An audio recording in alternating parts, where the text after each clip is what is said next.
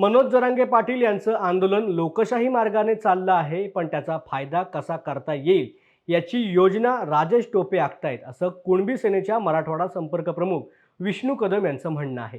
राजेश टोपे यांची mobile location call रेकॉर्डिंगची तपासणी करावी, तसेच त्यांची नार्को टेस्ट करावी अशी मागणी केल्यानंतर विष्णू कदम यांनी पत्रकार परिषदेमध्ये ही माहिती दिली.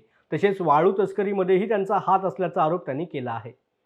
मित्रहो, हे आंदोलन लोकशाही मार्गाने त्यांनी उभं केलं आणि लोकशाही मार्गाने चालू आहे.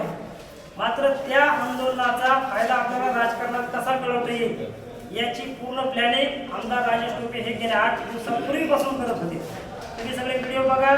मी त्याच्यात लेखी असं दिलंय की आमदार राजेश टोपे यांचे टावर लोकेशन, मोबाईल लोकेशन आणि त्यांची नार्को टेस्ट करा, की हे प्री प्लॅनिंग केलंय त्यांनी. या संपूर्ण घटनेमध्ये दंगल कशी होईल, दंगल कशी घडवतील याचा पूर्ण 100% आमदार राजेश टोपे यांचा हात आहे.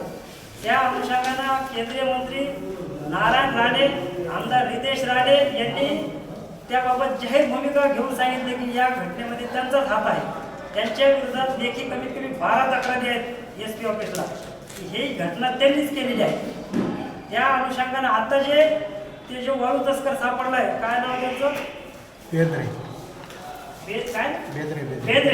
बेद्रेचा हा फोटो सगळीकडे व्हायरल झालेला आहे. त्यात राजेश टोपेच्या सोबत त्यांचे फोटो आहेत.